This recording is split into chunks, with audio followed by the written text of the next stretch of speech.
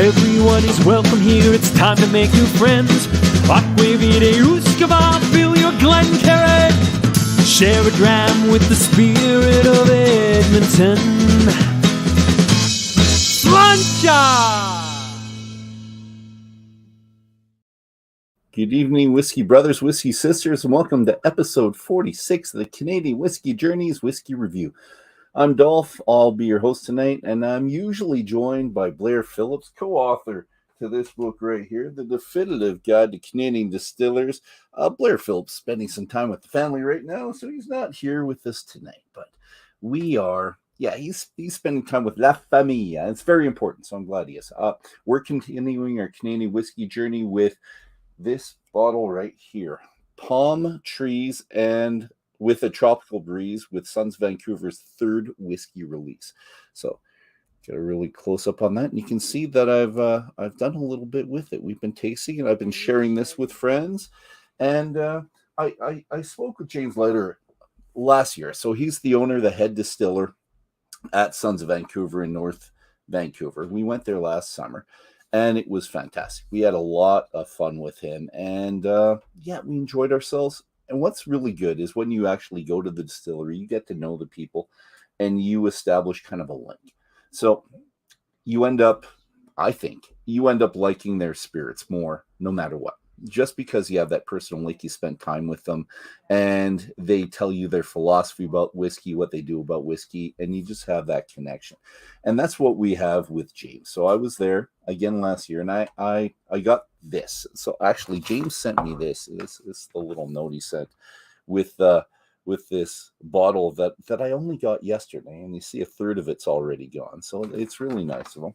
But I also asked him some extra information. I always do, and that's a good thing about meeting the distillers, because you talk to them, and then you end up having tons of questions. And if you have that personal connection, they write back. They actually tell you the information. So I don't have Blair to kind of go back and forth and kind of banter with tonight, but what I do have is kind of quotes from James, things that he had. So I asked him for the inside scoop. This is what we got. So this is what James said. This whiskey really came together. Here, I'm going to hold the bottle again. This whiskey right here came together as an idea 6 months ago when they pulled together samples from their oldest barrels and pick the fruitiest ones. And when we're talking about the oldest barrels, it's the oldest rye barrels. The notes were really bananas and grass. And he said to think agricole rum when we have it, which makes sense because it was finished in a rum cask. And he went on. He reminded me that they ferment their rye with French Saison yeast, which makes it really fruity. And it brings this is what I really liked about what he said. They bring the fruity and underappreciated notes forward. So this is kind of a theme we've got with James, the underappreciated note, because how he sees Canadians thinking of rye is the white pepper. It's always really spicy, but he gets the fruity out of his rye, which he likes a lot. And he's developing that in this bottle. So, we blended those banana barrels together and moved them into a used Canadian Caribbean rum cask for 2 to 3 months. That's it, just finishing that.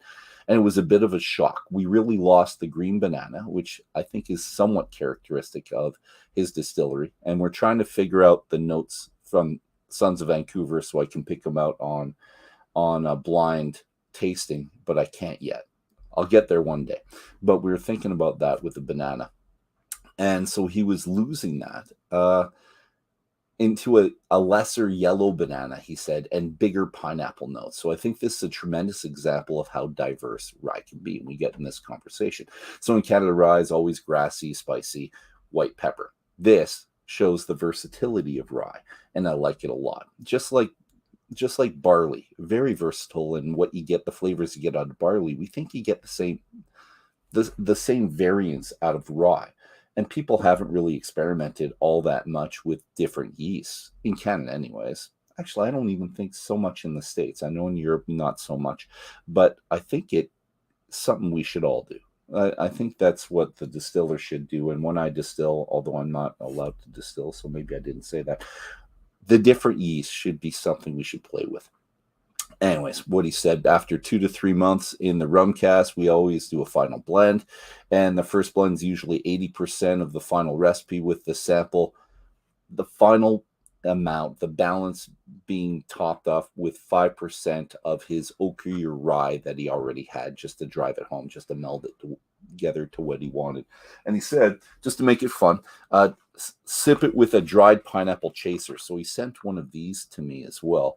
And I have that in a picture, so I put it in one of these. So we're trying it. And I've got Nick here as well, because Nick was at Sons of Vancouver with me last year when we talked to Mr. Light.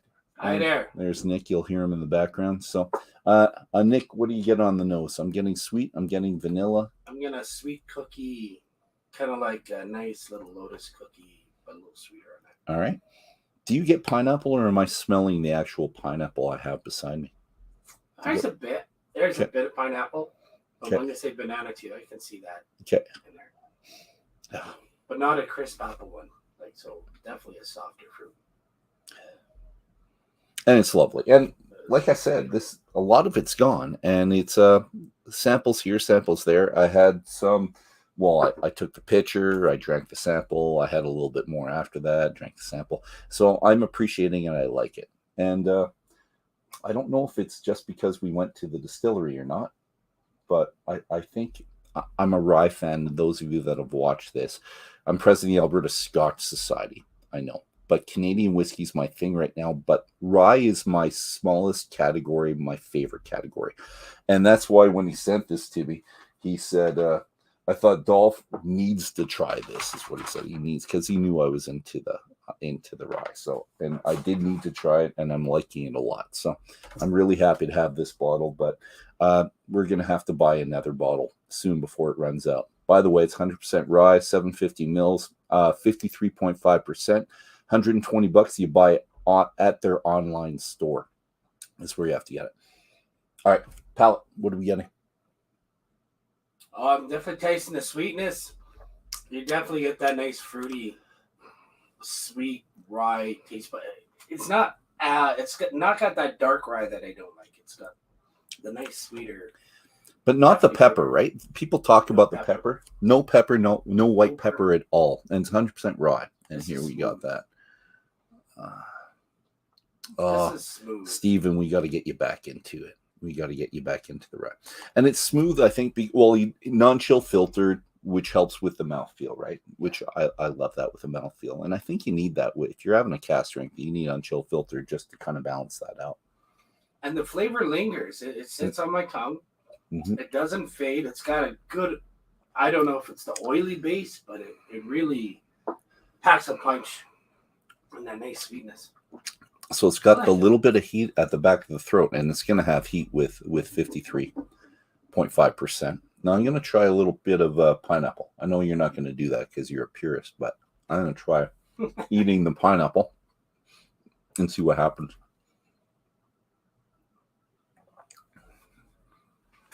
It just makes it more pineapple-y. But it does make it fun. It lightens it up, and it's already sweet. And I tend to go towards the dry more than sweet, but which is why I like rye. I like the dryness, and you still get the dryness at the back of the throat, not really on the sides where you usually do. It's at the middle, right back. Okay, I swallowed it. I'm done. Here, if you want a piece, try to maybe try it. So let's talk about the finish. Actually, no, I didn't talk about the palate. Now I keep saying vanilla, but I get vanilla because it tastes like it tastes like a loaf. It tastes like a pineapple bread loaf. I had a nice fruit cake a few weeks back, and it reminds you of that. Reminds me of a fruit cake, but not fruit cake. This was called a drunken pear cake. Drunken pear cake. A drunken pear cake. It was delicious. And he also gave you pear. It was a pear liqueur when we were there. Was it a liqueur? Oh God, yeah. There was a. I can't remember what it is. I think what he did is he fermented pear and then he distilled it. Okay. It was something like that. And my God, was it amazing. So, James, that was an eau de vie, and I know you're not watching tonight, but when you check this out later, maybe put that on the comments, see what it was, what we tried last year, or what Nick really liked, that pear liqueur or eau de vie. Let's say that. It was something. But yet the sweetness, I'm still saying vanilla. I had it on the nose. I'm getting it on the palate. I can go with the banana, but it's bready. So I'm sticking with the loaf, with the pineapple kind of loaf, because that breadiness, it's really soft, it's sweet, and a sweet that I like. Well, his regular rye came out with it like a nice loaf of bread too, if I remember. We have the one we had last year. Yeah, right? marshmallows over a campfire. I've got that right up here. It's really good. And I should have had a second one here. So this was release number 2, marshmallows over a campfire. And if you want to try that, yours is done. I had a really good pour on this, so I'm still working through this. But I'm going to talk about the finish now. And Nick said it's a long finish. I want to see if it changes, though. This is sweet.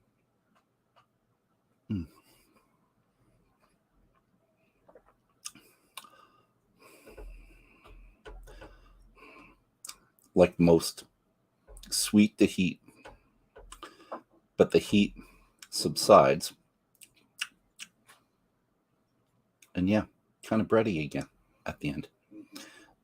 When I say bready, wheat-like, a soft kind of, think of bread that you have, a homemade bread, that kind of feel and kind of smell to it. It's very, do that again.